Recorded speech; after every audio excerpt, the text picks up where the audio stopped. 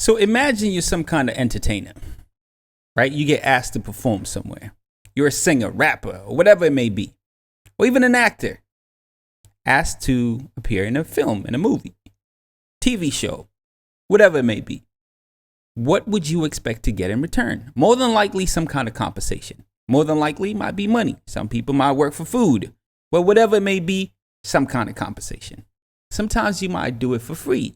I understand that. Some people say, I'll do it for free. And that's perfectly okay. But you know what? You come to some kind of agreement. You agree to do that. Now, imagine this, right? Imagine you're going to perform somewhere, right? Or maybe somebody else is going to perform and you're going there as a sidekick. Right? So they perform, everybody wants to see them. But then in order for them to perform, they need you to be there. They need you. You could be that person that they probably kick or something like that. I don't know. I don't know what kind of show this may be, but they need you to be on the stage so they could jump up in the air and then kick your butt.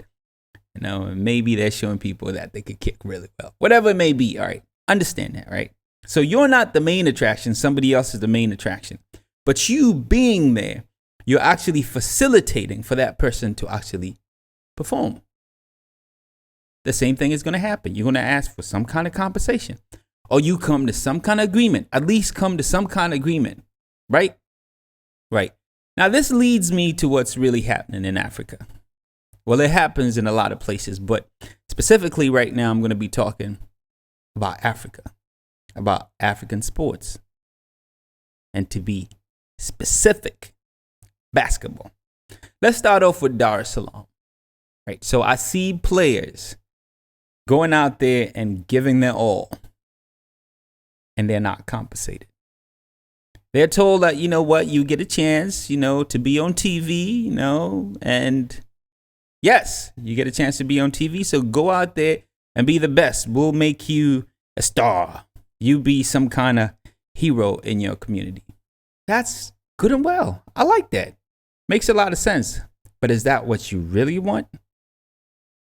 Do you understand what they're getting in return for giving you that exposure? Do you think it's fair? Well, I don't think you would think it's fair if you really don't know how much or what they're getting for you to go out there and perform. So this is what's really happening. I'm seeing players go out there and play, and these sponsors come in and they sponsor, and they say, we're going to put money down, and we're going to give you guys, bottles of water because you're going to be sweating and thirsty out there while you're playing basketball. So we'll take care of you. And these guys are really happy. They're going out there and just perform.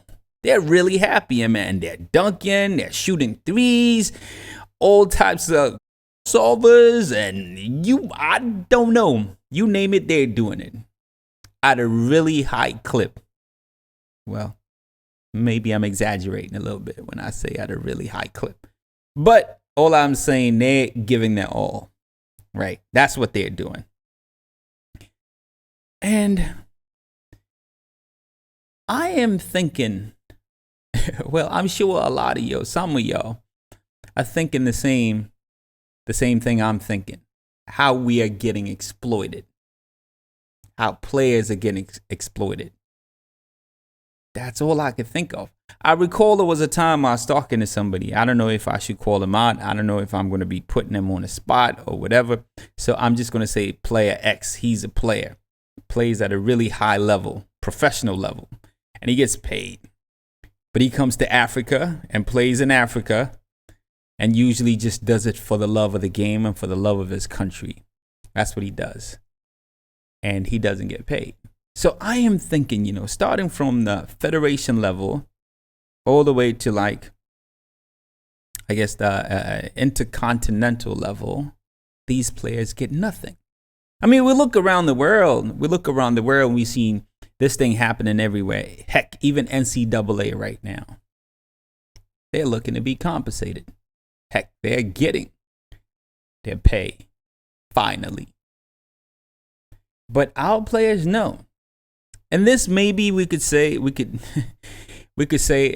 a state of mind. It's that a lot of African players are in, just being invited to the table, they feel like it's a favor given to them. Like they are not bringing anything to the table. So when they come to the table, they're just really happy to be at the table. Don't want to rock the boat or anything like that. So whatever is presented or given to them, it's great. Because if they say anything, they might lose everything.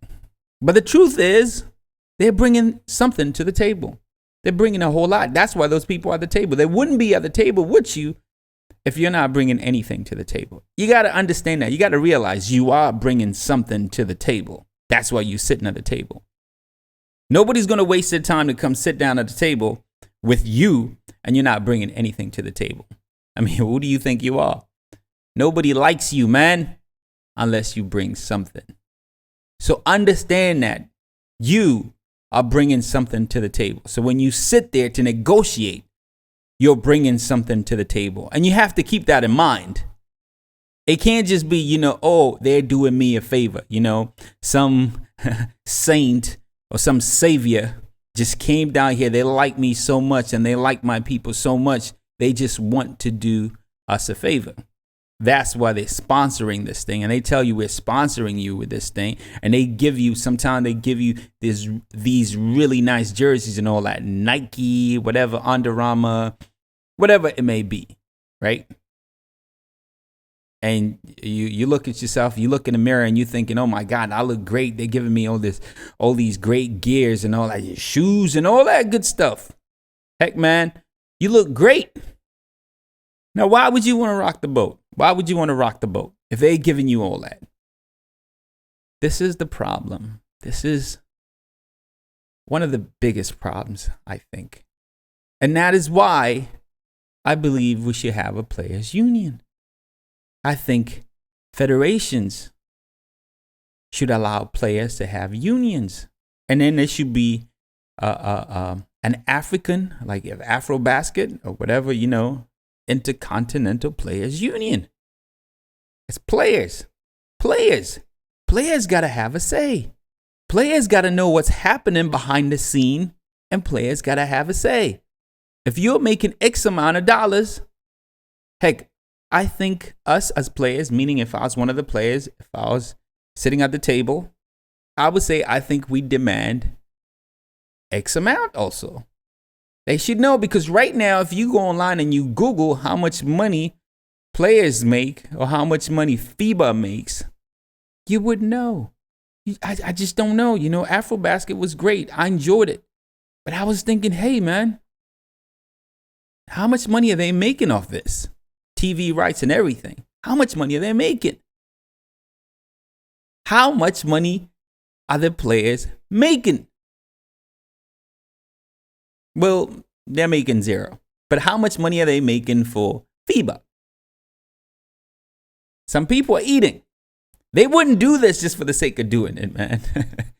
No, they're making money. There's merchandise and all that. Heck, I left there. I had an Afro-Basket hat. I got a hoodie and a t-shirt and all that. I did.